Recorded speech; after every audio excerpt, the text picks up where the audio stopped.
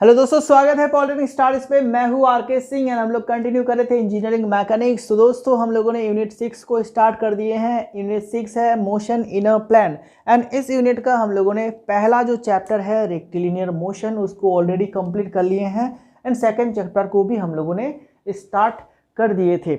Okay, तो previous lecture में हम लोगों ने बात किए हैं सर्कुलर मोशन के कुछ पैरामीटर्स के बारे में, जैसे कि आपका angular displacement, angular velocity, angular acceleration and हम लोगों ने रिलेशन देखा था एंगुलर पैरामीटर्स के साथ लीनियर पैरामीटर का। बोले तो एंगुलर डिस्प्लेसमेंट के साथ लीनियर डिस्प्लेसमेंट, एंगुलर वेलोसिटी के साथ लीनियर वेलोसिटी, एंगुलर एक्सेलरेशन के साथ लीनियर एक्सेलरेशन।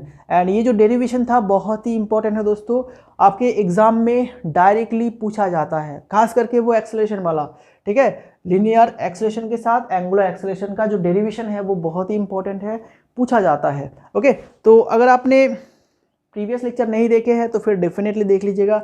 इसी वीडियो के डिस्क्रिप्शन पे आपको मिल जाएगा इंजीनियरिंग मैकेनिक्स प्लेलिस्ट का लिंक। उस लिंक पे क्लिक करते ही डायरेक्ट चले जाएंगे प्लेलिस्ट में एंड प्लेलिस्ट में आपको प्रीवियस सारे लेक्चर्स मिल जाएगा, वहाँ से आप लोग बारीकी से क्लासेस को देखिएगा। चलो, तो आज हम लोग शुरू करते हैं बिल्कुल प्रीवियस लेक्चर के कंसेप्ट से। सबसे पहले तो हम लोग एनालॉजी करेंगे किसके बीच में, linear motion parameter and linear motion parameter and angular motion parameter के बीच में। ठीक है, एंगुलर मोशन। तो लीनियर मोशन में डिस्प्लेसमेंट क्या होता है, the straight line distance between the final and the initial position. The straight line distance between final and initial position, उसको हम लोग कहते हैं लीनियर डिस्प्लेसमेंट, जिसको हम लोग एस से डिनोट करते हैं। एंड वहीं पे एंगुलर मोशन पे हम लोग उसको थीटा से डिनोट करते हैं। थीटा क्या है, किसी भी एक टाइम पीरियड में कोई भी पार्टिकल जो कि सर्कुलर पाथ बराबर घूम रहा है, तो किसी एक टाइम पीरियड में वो कितना एंगल टर्न हो रहा है, that is the angular displacement. ठीक है ना, ये हो गया हमारा थीटा। एंड उसके बाद अगर हम लोग इनिशियल वेलोसिटी की बात करेंगे तो लीनियर मोशन में उसको हम लोग यू से डिनोट करते हैं, तो यहाँ पे हम लोग उसको करते हैं ओमेगा नॉट। ठीक है, एंड फाइनल वेलोसिटी को वी से, तो यहाँ पे सिर्फ ओमेगा से। ठीक है, एंड यहाँ पे एक्सेलरेशन की बात करें तो दैट इज एफ। एक्सेलरेशन क्या है, the rate of increase of velocity. Okay, and यहाँ पे होगा rate of increase of angular velocity, that is angular acceleration is equal to alpha. ठीक है, तो ये पैरामीटर का एनालॉगी है। लीनियर मोशन के लिए एस का जो रोल है, इसका जो रोल है, एंगुलर मोशन के लिए सेम इसका रोल है। ठीक है, वैसे ही यहाँ पे जो भी पैरामीटर्स हम लोगों ने लिए हैं, जो भी रोल है इसका, सेम रोल यहाँ पे ये लोग कर रहा है। ठीक है, चलो, तो अब हम लोग चले आते हैं इक्वेशंस पे। ये तो पैरामीटर हो गया, अब इक्वेशंस देख लेते हैं। तो हम लोगों ने देखा था कि अगर कोई ऑब्जेक्ट यूनिफॉर्म वेलोसिटी के साथ टी टाइम तक चलेगा, ओके, मतलब अगर कोई ऑब्जेक्ट यूनिफॉर्म वेलोसिटी के साथ चल रहा है तो टी टाइम पे वो कितना डिस्प्लेसमेंट करेगा, वो होगा S is equal to V T. ठीक है, S is equal to V T. And यहाँ पे अगर कोई ऑब्जेक्ट यूनिफॉर्म एंगुलर वेलोसिटी में है एंड चल रहा है तो फिर टी टाइम पे वो कितना एंगुलर डिस्प्लेसमेंट करेगा, that is omega T. Okay, and इस रिलेशन को देखिए, थोड़ा सा ऑब्जर्व कीजिए कि क्या सिमिलरिटी है, क्या सिमिलरिटी है। दोनों एक ही जैसा है। ठीक है, सिर्फ लीनियर पैरामीटर के जगह पे एंगुलर पैरामीटर आ गया है, बस हो गया काम। यहाँ पे देखो एस इजिकल टू थीटा, अगर इसके नीचे हम लोग थीटा लिखेंगे, वी के जगह पे हम लोग ओमेगा लिखेंगे एंड टी के जगह पे टी लिखेंगे, तो ये वाला जो रिलेशन है ये वाला रिलेशन बन जाता है। ठीक है ना, तो ऐसे ये होता है हमारा सिमिलरिटी या फिर एनालॉगी। ओके, चलो, और भी रिलेशन था, और भी इक्वेशंस था, जैसे कि आपका एक इक्वेशन था v is equal to u plus, अच्छा, u plus f t.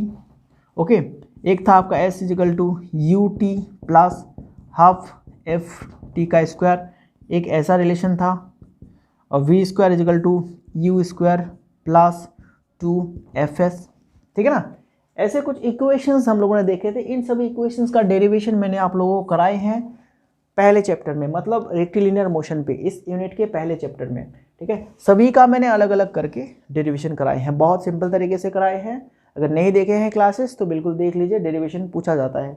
Okay, तो इसी का डेरिवेशन देखते हुए हम लोग क्या करेंगे, अब जो है एंगुलर मोशन के इक्वेशंस निकालेंगे, फॉर्मूला निकालेंगे। तो यहाँ पे क्या होगा, v इजिकल टू हम लोग लिखेंगे एंगुलर के केस में ओमेगा इज इक्वल टू क्या होगा यहाँ पे omega naught plus alpha T, ठीक है।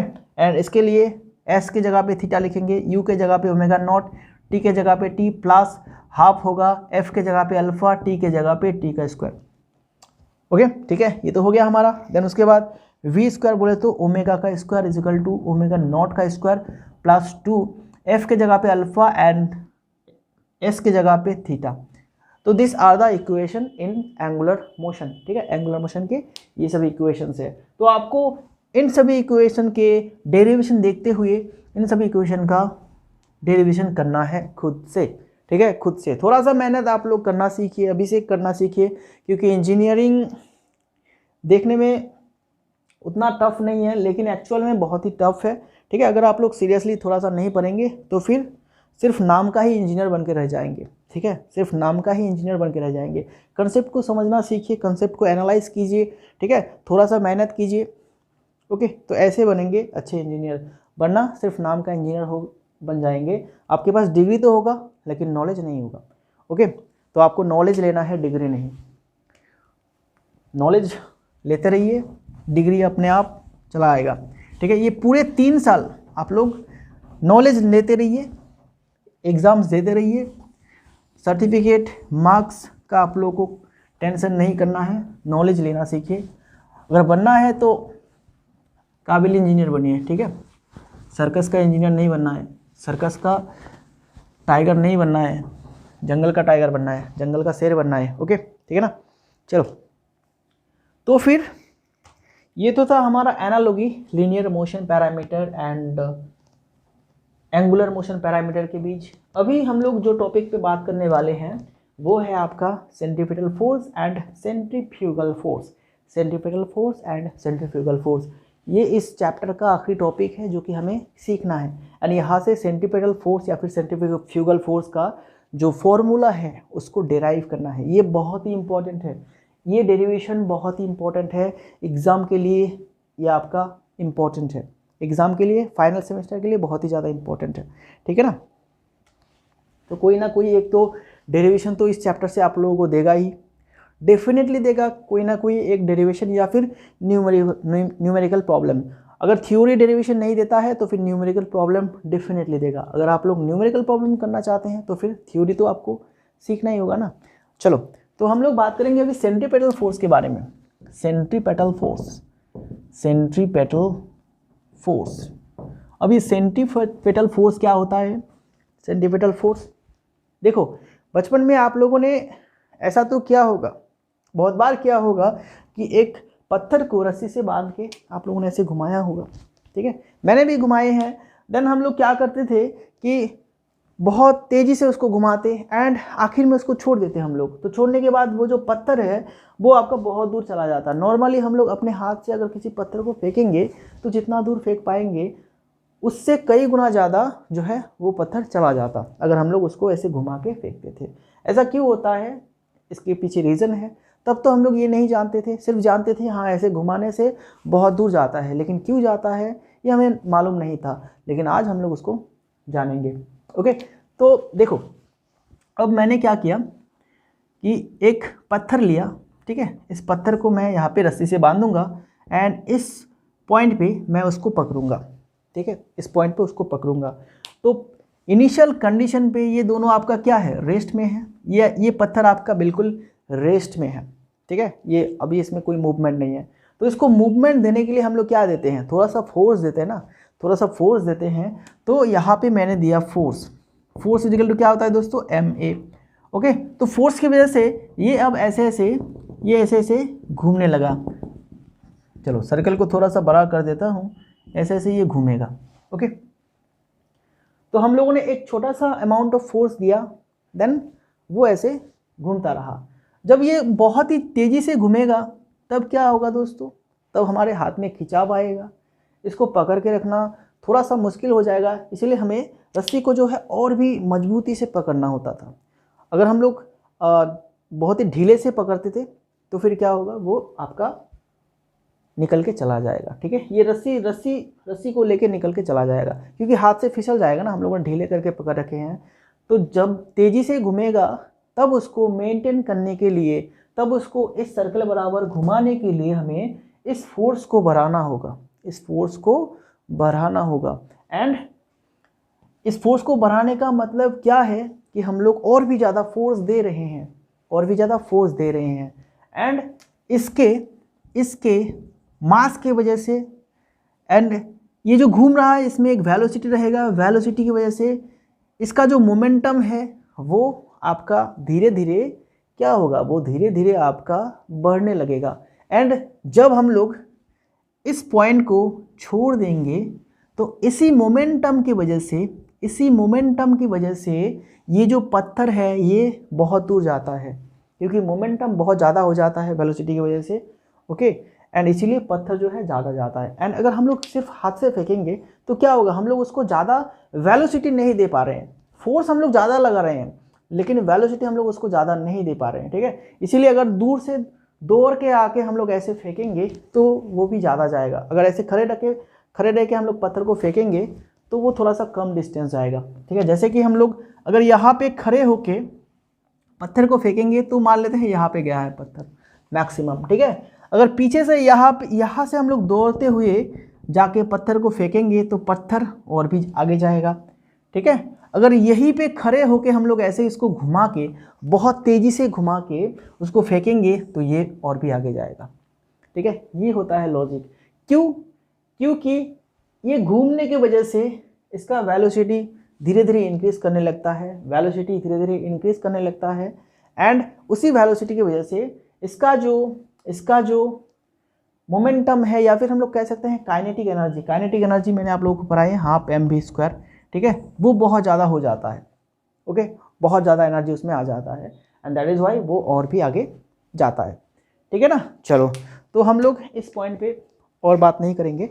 चलो अभी हम लोग डायरेक्ट हमारे पॉइंट पे चले आते हैं, सेंटीपिटल फोर्स में चले जाते हैं। सेंटीपिटल फोर्स में जाते हैं, सेंटीपिटल फोर्स का कंसेप्ट समझते हैं। ये बचपन का बात था, मैंने आप लोगों को समझा दिया क्यों ज़्यादा दूर जाता है, क्योंकि उसमें काइनेटिक एनर्जी वेलोसिटी की वजह से बहुत ज़्यादा हो जाता है, या फिर मोमेंटम बहुत ज़्यादा हो जाता है। That is why, okay, that is why वो बहुत दूर तक जाता है। चलो तो देखो अब क्या है, अब फिर से इसको समझो। हम लोगों ने इस पत्थर के साथ इस रस्सी को बांध के यहाँ पे पकड़ के रखी है। ठीक है, इनिशियल कंडीशन पे ये बिल्कुल जीरो में था, इसका वेलोसिटी बिल्कुल जीरो था, ये कोई मूवमेंट नहीं कर रहा था। तो हम लोगों ने एक छोटा सा फोर्स दिया, कौन सा फोर्स, F = ma। ठीक है, F = ma, ये फॉर्मूला में कहाँ से मिला, न्यूटन सेकंड लॉ, न्यूटन जी का सेकंड लॉ से ये फॉर्मूला में मिला था, F = ma होता है। ओके, तो इस फोर्स की वजह से इसमें वेलोसिटी आएगा एंड इसका जो वेलोसिटी का डायरेक्शन होगा वो किस दिशा में होगा बोलो, वो आपका इस दिशा में होगा। ठीक है, वो किस दिशा में होगा, इस दिशा में होगा। जिस पॉइंट पे रहेगा उस सर्कल के उस पॉइंट पे जो टेंजेंट हम लोग ड्रॉ करेंगे, इस टेंजेंट के बराबर इसका दिशा रहेगा। ठीक है, अगर यही पॉइंट आपका इस जगह पे है, इस जगह पे है, यही जो पार्टिकल है अगर इस जगह पे है तो इस जगह में इसका वेलोसिटी किधर रहेगा बोलो, इस पॉइंट पे जो टेंजेंट ड्रॉ करेंगे दैट इज इस दिशा में रहेगा। ठीक है, ये आपका इस दिशा में रहेगा। ठीक है ना, चलो तो देखो अब क्या है कि न्यूटन जी का जो फर्स्ट लॉ है हम लोगों ने पढ़ा है। न्यूटन जी का फर्स्ट लॉ ये कहता है हर एक बॉडी, हर एक ऑब्जेक्ट अपना जो स्टेट ऑफ रेस्ट है या फिर स्टेट ऑफ यूनिफॉर्म मोशन है उसको कंटिन्यू करना चाहता है। ओके, जो ऑब्जेक्ट रेस्ट कंडीशन में है, रुका हुआ है, वो रुका हुआ ही रहना चाहेगा, जो चल रहा है वो चलते रहना चाहेगा। ओके, चलते रहना चाहेगा, यही है इसका क्या बोलो तो, यही है इसका प्रॉपर्टी। हर एक ऑब्जेक्ट का ये टेंडेंसी होता है। ठीक है, हर एक प्रॉपर्टी का ये हर एक ऑब्जेक्ट का ये प्रॉपर्टी होता है, ये टेंडेंसी होता है, जिसको हम लोग क्या कहते हैं, इनर्शिया कहते हैं, कि रेस्ट बॉडी रेस्ट में रहना चाहता है एंड जो चल रहा है वो चलते रहना चाहेगा। तो इसी वजह से ये ऑब्जेक्ट इस दिशा में चलता रहना चाहेगा। ओके, यहाँ पे पहुँच गया है तो इस दिशा में जाना चाहेगा। तो हम लोग चाहते हैं ये ऑब्जेक्ट ये सर्कुलर पाथ बराबर घूमे, सर्कुलर पाथ बराबर घूमे।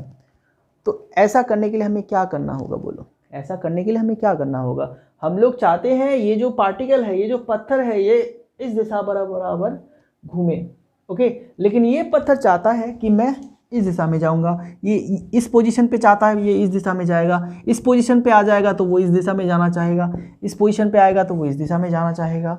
ओके, लेकिन हम लोग ऐसा नहीं चाहते, पत्थर ऐसा चाहता है कि वो इस दिशा में जाएगा, क्योंकि उसका एक प्रॉपर्टी है इनर्शिया, ठीक है, जो कि हम लोग न्यूटन्स फर्स्ट लॉ से जाने हैं, तो उसकी वजह से वो उस दिशा में जाना चाहेगा। तो हमें क्या करना होगा, हम लोग अगर इसको इस सर्कल बराबर घुमाना चाहते हैं तो हम लोग एक फोर्स अप्लाई करेंगे, इसमें हम लोग एक इसमें फोर्स अप्लाई करेंगे, जिस फोर्स की वजह से वो क्या होगा, अपना डायरेक्शन चेंज करेगा, हर एक पॉइंट पे वो अपना डायरेक्शन चेंज करेगा इस फोर्स की वजह से, जो फोर्स हम लोगों ने लगाए हैं F = ma, ठीक है। ओके, इस पॉइंट पे आएगा तो भी ये फोर्स लगेगा, इस पॉइंट पे आएगा तो भी ये फोर्स लगेगा, इस पॉइंट पे रहेगा तो भी ये फोर्स लगेगा, हर एक पॉइंट पे हमें ये फोर्स लगाते रहना है। अगर किसी पॉइंट पे हम लोग फोर्स लगाना छोड़ दिए तो वो उस पॉइंट के टेंजेंट बराबर भाग जाएगा, ठीक है ना। तो इसी फोर्स को हम लोग कहते हैं क्या, इसी फोर्स को हम लोग कहते हैं सेंट्रीपिटल फोर्स। एंड इसको हम लोग कैसे डिफाइन करेंगे, सेंट्रीपिटल फोर्स क्या है, किसी एक ऑब्जेक्ट को एक सर्कुलर पाथ बराबर, ठीक है, किसी एक ऑब्जेक्ट को एक सर्कुलर पाथ बराबर घुमाने के लिए जो फोर्स हमें चाहिए, जो फोर्स अप्लाई करना होगा, that force is centripetal force. बात समझ में, सेंट्रीपिटल फोर्स क्या है, ठीक है। सेंट्रीपिटल फोर्स वो फोर्स है जो कि किसी ऑब्जेक्ट को एक सर्कुलर पाथ बराबर घुमाते रखने के लिए हमें क्या अप्लाई करना होता है, उसी फोर्स को हम लोग कहते हैं सेंट्रीपिटल फोर्स, ठीक है। चलो अब इसका डेफिनेशन लिख लेता हूँ। कंसेप्ट मैंने आई थिंक आप लोगों ने समझ लिए होंगे, ठीक है, इतना तो समझदार होंगे आप। तो फिर चलो हम लोग अभी इसका डेफिनेशन लिख लेते हैं। Centripetal force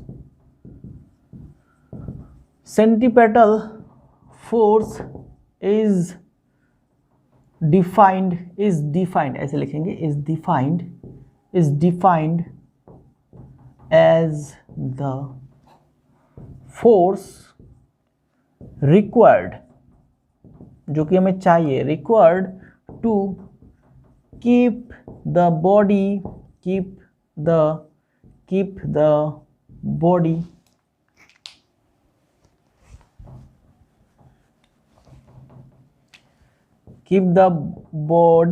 moving in circular path, okay, keep the body moving in circular path and इसका डायरेक्शन किस तरफ होगा दोस्तों, ऑलवेज सेंटर की तरफ होगा, एंड which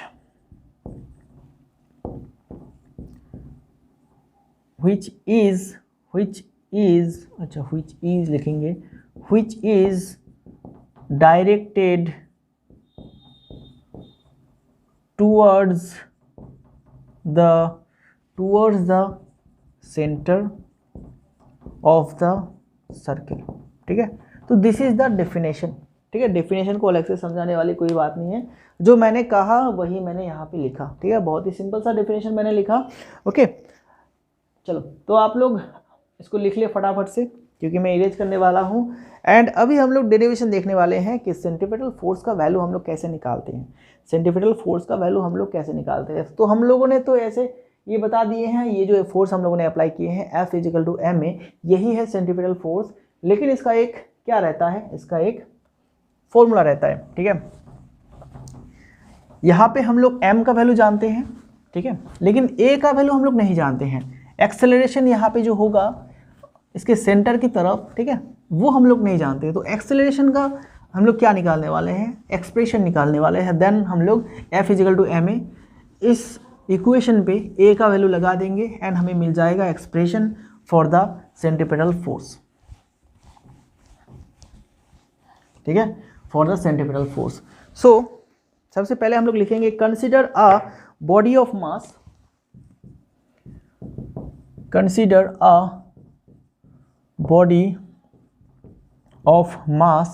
m, ठीक है।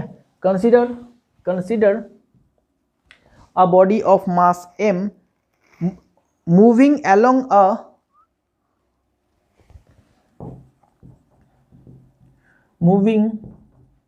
along the circumference of a circle और सर्कुलर पाथ भी लिख सकते हैं,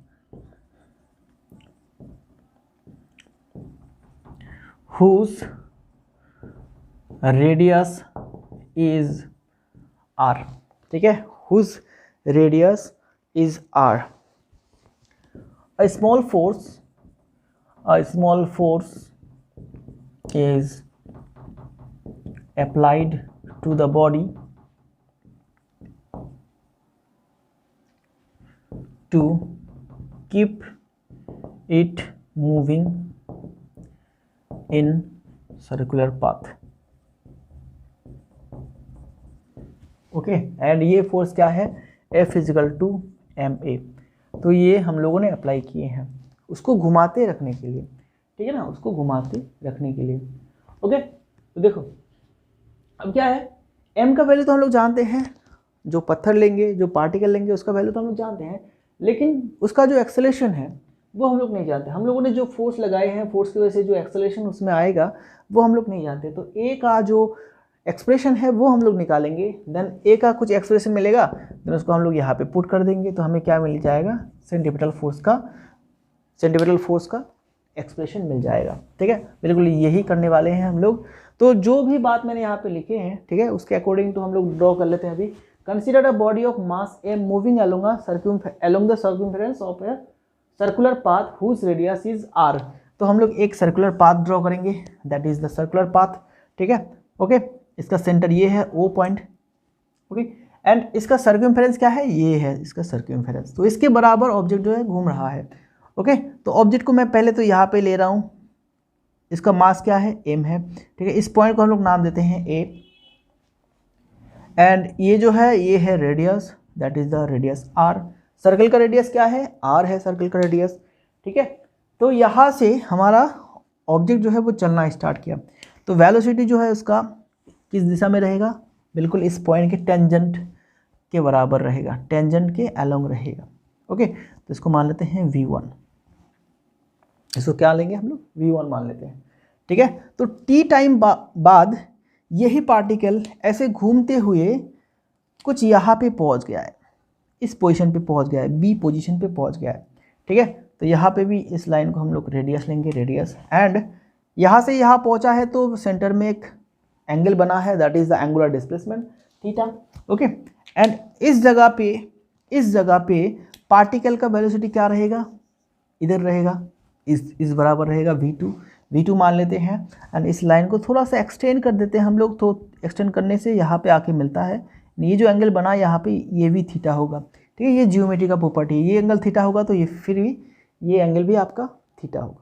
ठीक है, चलो, तो ये हो गया हमारा क्या, अकॉर्डिंग टू दिस हम लोगों ने ड्रॉ किए हैं कि एक पार्टिकल एक सर्कल के जिसका रेडियस है r, उसके सर्कम्फेरेंस बराबर घूम रहा है. तो हम लोगों ने 2 पॉइंट कंसीडर किए हैं जस्ट फॉर कैलकुलेशन.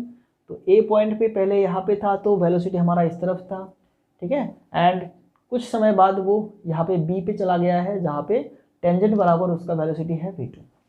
ओके, ठीक है ना. अब देखो ये जो v1 है, v2 है, v वेलोसिटी आपका क्या है, वेक्टर क्वांटिटी है. तो वेक्टर का हम लोग यहाँ पे एडिशन करके ना, ये दोनों वेक्टर का क्या निकालने वाले हैं, हम लोग रिजल्टेंट वेलोसिटी निकालने वाले हैं. तो सबसे पहले तो हम लोग इस वेक्टर को रिप्लेस कर देते हैं जस्ट यहाँ पे. ठीक है, मान लेते हैं यहाँ पे हम लोगों ने इसको रिप्लेस कर दिए हैं, एंड इसको रिप्लेस करना है यहाँ पे. ओके, दिख रहा है आपको यहाँ पे. चलो, यहाँ पे इसका डायरेक्शन किस तरफ है, इस तरफ है इसका डायरेक्शन. तो ये है v2, ये है v1. ठीक है ना. अब इसका हमें रिजल्टेंट निकालना है, तो हम लोग ट्रायंगल लॉ ऑफ फोर्स को जानते हैं, triangle law of vector. Vector को कैसे एडिशन किया जाता है, वेक्टर का एडिशन हम लोगों ने सीखा है. तो वेक्टर एडिशन करने के लिए इन दोनों का रिलेटिव वेलोसिटी निकालेंगे, क्योंकि ये वेलोसिटी है, वेलोसिटी बोले तो वेक्टर, तो दोनों वेलोसिटी की वजह से इसका रिलेटिव वेलोसिटी क्या आएगा, इसका रिजल्टेंट वेलोसिटी क्या आएगा, तो वो होगा ये थर्ड साइड लेकिन थोड़ा सा कंफ्यूजिंग है दोस्तों। थोड़ा सा कंफ्यूजिंग क्या है कि हमें अकॉर्डिंग टू ट्रायंगल लॉ हमें दो साइड जिसका हम लोग रिजल्टेंट निकालेंगे उन दोनों साइड को एक ऑर्डर में अरेंज होना चाहिए, मतलब इस दिशा में होना चाहिए। ये एक ऑर्डर में आ गया, ये एक ऑर्डर में, यहाँ से यहाँ आया, फिर यहाँ से यहाँ गया, ठीक है, तभी जाके ये जो है ये आपका बनेगा रिजल्टेंट।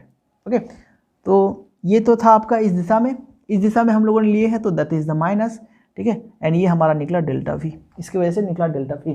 तो पॉइंट का नाम देते हैं that is the P, and ये क्यू, एंड ये आपका इसको एस देते हैं, S, that is the S. अच्छा,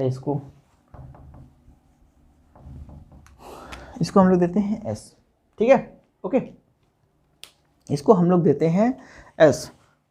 चलो, तो from the diagram, from the velocity diagram से हम लोगों ने velocity diagram we can say क्या होगा, देखो पी क्यू ये वेक्टर है प्लस क्यू एस ये भी वेक्टर है, इजिकल टू क्या होगा, वो वाला वेक्टर होगा दैट इज पी एस, ठीक है। तो पी क्यू का वैल्यू क्या है दोस्तों, माइनस वी वन, एंड ये होगा plus V two, is equal to इसको हम लोग लेंगे डेल्टा वी। तो हम लोगों ने ये निकाले हैं, ओके। तो डेल्टा वी इजिकल टू हमारा क्या निकल गया, V two minus V one, ठीक है। हम लोगों ने जस्ट अभी क्या निकाले हैं, रिजल्टेंट वेलोसिटी निकाले हैं, ओके, ठीक है ना। चलो, तो देखो अब क्या है कि यहाँ पे हमें दो ट्रायंगल देखने को मिल रहा है, एक तो आपका ये triangle A O B and एक पी क्यू एस, ठीक है, दो ट्रायंगल, तो दोनों ही आपका सिमिलर ट्रायंगल है, ठीक है, दोनों ही आपका सिमिलर ट्रायंगल है। This is because this angle is theta, ठीक है, this angle is theta, and ये दोनों आपका सिमिलर ट्रायंगल है, ओके। क्योंकि देखो ये जो V1 है एंड V2 है ये आपका दोनों इक्वल है, V के साथ इक्वल है, V1 एंड V2 ये इक्वल है। क्यों, क्योंकि ये जो पार्टिकल है वो यूनिफॉर्म वेलोसिटी के साथ चल रहा है, ठीक है, ये जो पार्टिकल है वो यूनिफॉर्म वेलोसिटी के साथ चल रहा है। हम लोगों ने सिर्फ यहाँ पे एज्यूम किया है कि ये जो पार्टिकल है इसका दो अलग अलग वेलोसिटी है, लेकिन एक्चुअल में वैसा नहीं है, क्योंकि ये पार्टिकल यूनिफॉर्म वेलोसिटी के साथ चल रहा है, तो हर एक पॉइंट पे उसका वेलोसिटी बिल्कुल सेम रहने वाला है। तो V1 एंड V2 ये आपका क्या हो जाएगा, इक्वल हो जाएगा। तो देखो ये R ये दोनों साइड इक्वल है, यहाँ पे ये दोनों साइड इक्वल है, ओके। ये एंगल थीटा है एंड ये एंगल थीटा है, तो दोनों को कंपेयर कीजिए, दोनों आपका सिमिलर ट्रायंगल है, दोनों क्या है, सिमिलर ट्रायंगल है। तो इस बात को मैं इरेज कर देता हूँ, यहाँ तक आप लोगों ने कर लिए हैं। तो चलो आगे बढ़ते हैं। मैं अभी दोनों सिमिलर ट्रायंगल का कंपेरिजन करने वाला हूँ, दोनों सिमिलर ट्रायंगल का करने वाला हूँ। द ट्रायंगल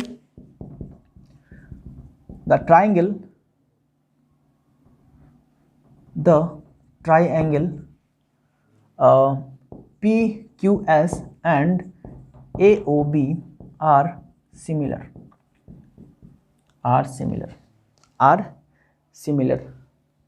तो यहाँ पे हम लोग निकाल सकते हैं डेल्टा V इक्वल टू क्या होगा, इसका अगर ये साइड है तो इसका क्या साइड होगा, देखो एंगल के ऑपोजिट साइड, यहाँ पे एंगल के ऑपोजिट साइड क्या है, this is the side AB, ठीक है, AB, तो इसके साइड लेंगे इक्वल टू हम लोग क्या लेंगे, अभी दूसरा साइड लेने वाले हैं। दूसरा साइड इनमें से कोई एक साइड ले लो, इसका ये साइड लेंगे तो इसका ये साइड लेना होगा, इसका ये साइड लेंगे तो इसका ये साइड लेंगे, तो सारे साइड जो है बराबर है, तो V/R, ठीक है। सिमिलर ट्रायंगल का ये एक इक्वेशन होता है, सभी साइड्स को हम लोग ऐसे लिख सकते हैं। तो अगर दूसरा साइड लिखेंगे ये भी V/R होगा, ठीक है, ओके। सभी साइड्स को जो है हम लोग ऐसे कर सकते हैं, या फिर आप लोग एंगल को भी ऐसे कर सकते हैं, लेकिन एंगल का यहाँ पे बात नहीं आ रहा है, हम लोग साइड्स को लिए हैं, ओके। तो सिर्फ दो ही लेंगे क्योंकि ये तो आपका सिमिलर है ना। तो ये हो गया हमारा डेल्टा V/AB इजिकल टू ये क्या है, V/R। तो अब ये AB क्या है, अब ये AB क्या है दोस्तों, AB इजिकल टू AB ये वाला आर्क है, दैट इज द आर्क, ठीक है। एंड आर्क का डिस्टेंस हम लोग कैसे निकालेंगे, आर्क का डिस्टेंस कैसे निकालते हैं, वेलोसिटी इनटू टाइम, ठीक है ना, velocity into time, A V क्या है एक्चुअली, यहाँ से यहाँ तक गया, कितने टाइम पे गया, टी टाइम पे गया, मान लेते हैं टी टाइम पे यहाँ से यहाँ तक गया, उसका वेलोसिटी था वी, तो कितना एंगुलर डिस्प्लेसमेंट होगा या फिर कितना आर्क लेंथ होगा वो हम लोग कैसे निकालेंगे, उसका हम लोग कैसे निकालेंगे, बोलो, हम लोग v के साथ टाइम को मल्टीप्लाई कर देंगे तो हमें मिल जाएगा डिस्टेंस, ठीक है ना। तो ए वी की जगह पे अब हम लोग क्या लिखने वाले हैं दोस्तों, ए वी की जगह पे हम लोग निकले वाले हैं v, ए वी की जगह पे v इंटू टी लिखेंगे एंड इधर v रहेगा एंड इधर r रहेगा। तो देखो अब डेल्टा v बाई टी लिखेंगे तो इधर रहेगा v स्क्वायर बाई r, ठीक है। एंड ये डेल्टा v बाई टी क्या है दोस्तों, बोलो, change in velocity by time, change in velocity by time, change in velocity by time, ये क्या होता है, वेलोसिटी का change v minus u by T, this is the f, या फिर हम लोग उसको a भी लिख सकते हैं, ठीक है। तो ये हो गया हमारा acceleration, that is v square by r, okay, ठीक है। तो हम लोगों ने a का एक्सप्रेशन निकाल लिए हैं तो यहाँ पे लगा देंगे m is equal to V square by r, तो हमारा जो सेंट्रीपेटल फोर्स का फॉर्मूला निकल गया, that is M V square by r। तो आपको ये बात याद रखना है, F is equal to M V square by r, this is the formula for centripetal force, ठीक है। तो पूरा डेरिवेशन आपको अच्छी तरह से याद रखना है, कैसे कैसे किया बस वैसे वैसे आपको याद रखते जाना है, ठीक है ना। चलो, तो ये तो था हमारा सेंट्रीपेटल फोर्स का। अभी अगर हम लोग सेंट्रीफ्यूगल फोर्स की बात करेंगे, सेंट्रीफ्यूगल फोर्स क्या होता है वो अभी देखो।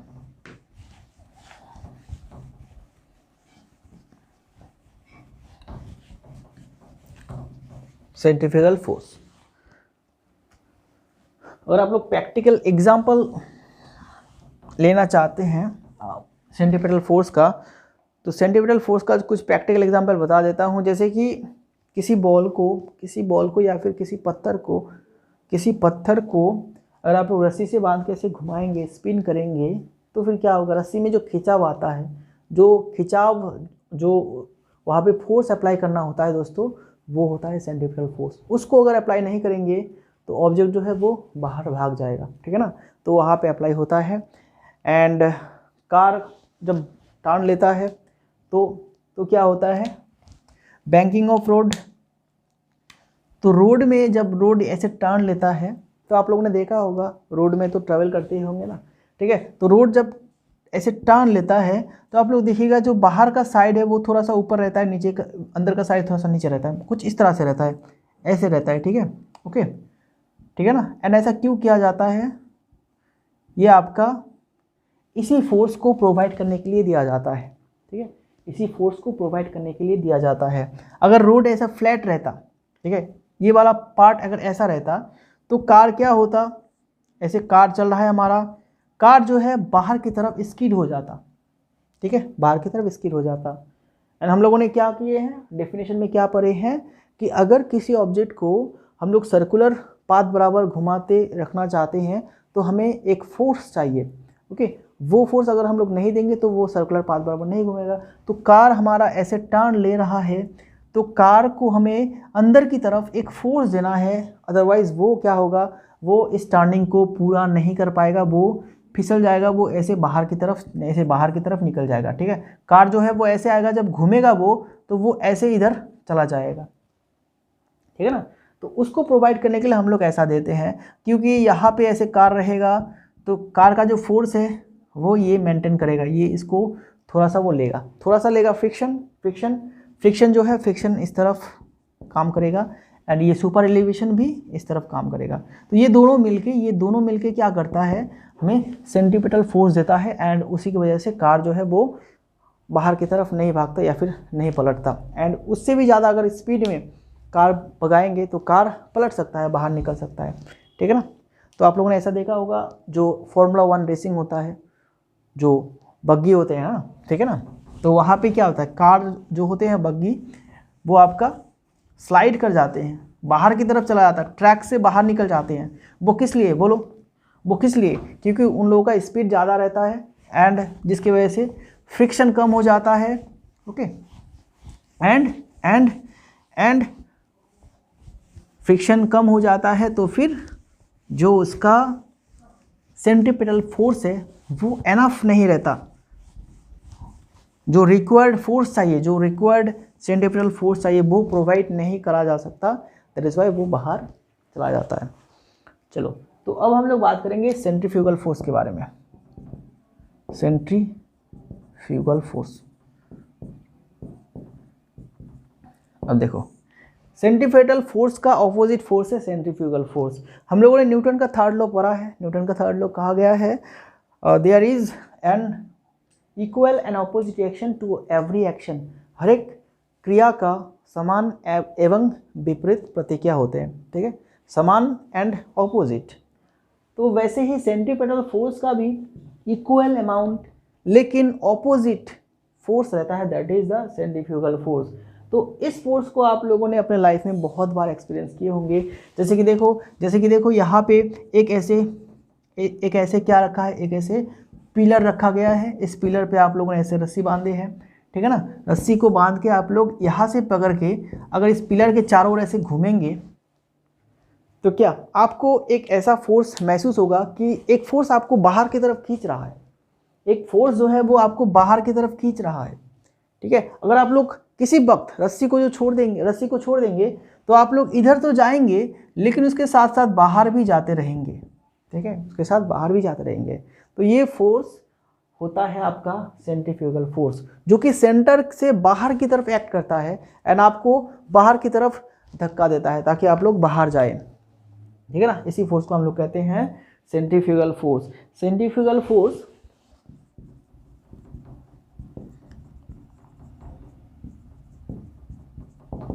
is an equal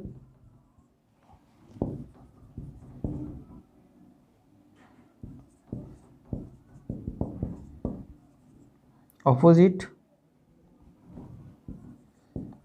force of centripetal,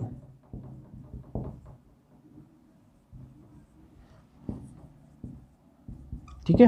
इसका भी डेरिवेशन हम लोग वैसे ही निकाल सकते हैं लेकिन नॉट रिक्वायर्ड, ओके। तो हम लोग डायरेक्ट यहाँ पे लिखेंगे, क्या होगा यहाँ पे F इजिकल टू होगा -mv²/r, ठीक है, ये होगा। एंड इसको अगर हम लोग FA लेते हैं तो इसको FC लेते हैं, चलो तो कुछ ऐसा होगा हमारा, ठीक है, ओके। सेंट्रीपिटल फोर्स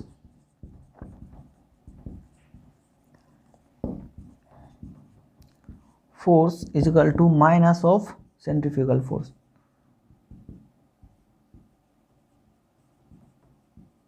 ठीक है दोस्तों। चलो, तो ये हम लोगों ने डेरिवेशन कर लिए हैं सेंट्रीपिटल फोर्स का हम लोगों ने डेरिवेशन कर लिए हैं। ये डेरिवेशन आप लोग याद रखिएगा, पूछा जा सकता है। अदरवाइज अगर थ्योरी नहीं पूछा जाएगा तो फिर आपको न्यूमेरिकल पूछा जाएगा। तो न्यूमेरिकल में आपको क्या याद रखना है, ये वाला फॉर्मूला याद रखना है।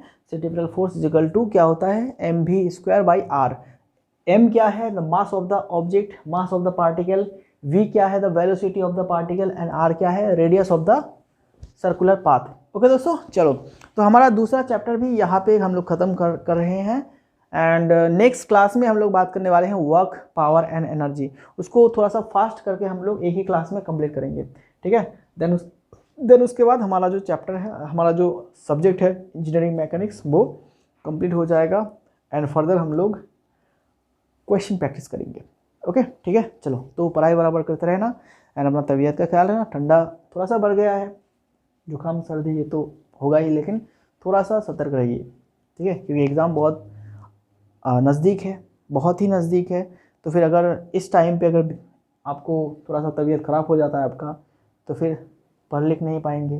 एंड अगर पढ़ लिख नहीं पाएंगे तो फिर रिजल्ट भी अच्छा नहीं आ सकता, ठीक है ना। चलो, तो मिलेंगे नेक्स्ट क्लास में। Thank you very much.